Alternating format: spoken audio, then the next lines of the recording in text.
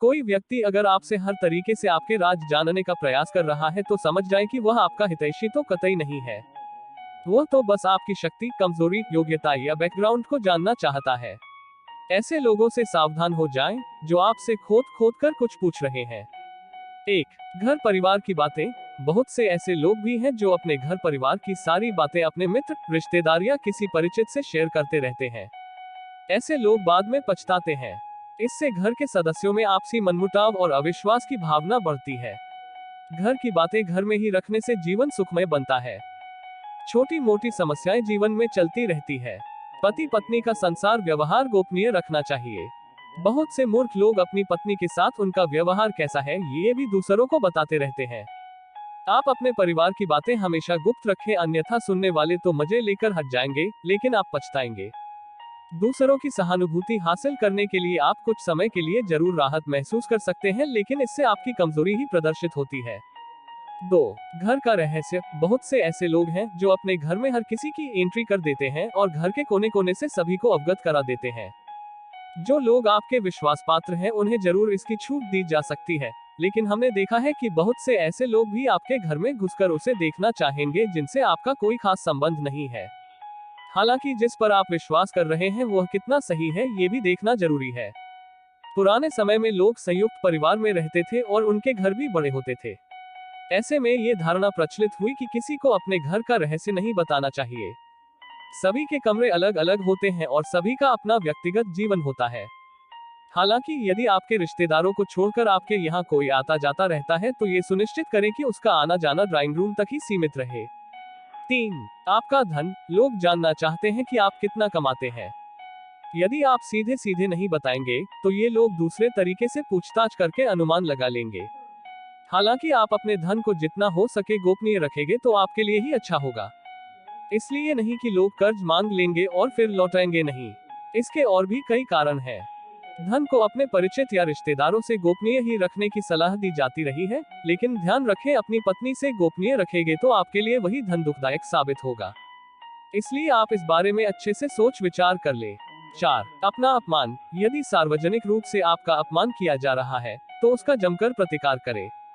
फिर भी व्यक्ति को बहुत से मामले में कभी कभी मजबूरीवश अपमान झेलना पड़ता है।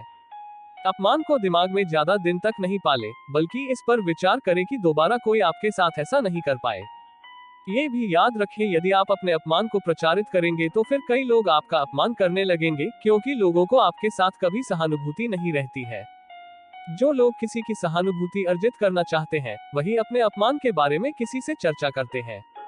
5, अपनी अयोग्यता या कमजोरी। हालांकि बहुत सी जगह या मामले में इसे गोपनीय रखना घातक भी सिद्ध हो सकता है, लेकिन बहुत से मामलों में इसे उजागर करने से आपको लोग कमजोर समझकर आपके साथ गलत व्यवहार करने लगेंगे या आपको मानसिक रूप से दबाने लगेंगे।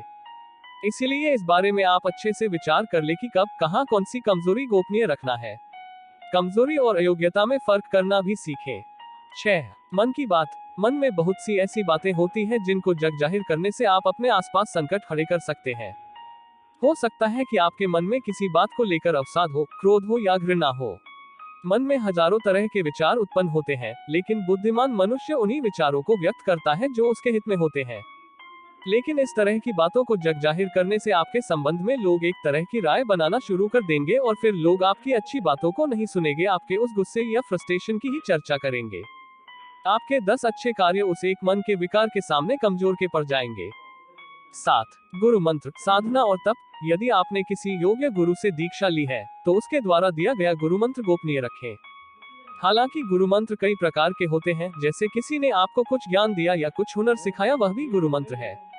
इसके अलावा यदि आप किसी भी प्रकार की साधना, तप या ध्यान कर रहे हैं तो उसे भी गोपनीय रखें, अन्यथा वह निष्फल हो जाएगी। इस संबंध में गोपनीयता से ही लाभ मिलता है। 8, दवा। आप यदि किसी भी प्रकार की दवाई खाते हैं तो उसे गोपनीय रखें। माना जाता है कि दवा का असर भी तब तक रहता है जब तक वह गोपनीय है। हालांकि कुछ लोग इससे इत्तेफाक रख सकते हैं, लेकिन प्राचीन काल में हो सकता है कि यह किसी विशेष रोग या औषधि के लिए कहा गया हो। पहले के लोग, कुछ लोग दुर्लभ वनस्पति के जानकार भी होते थे।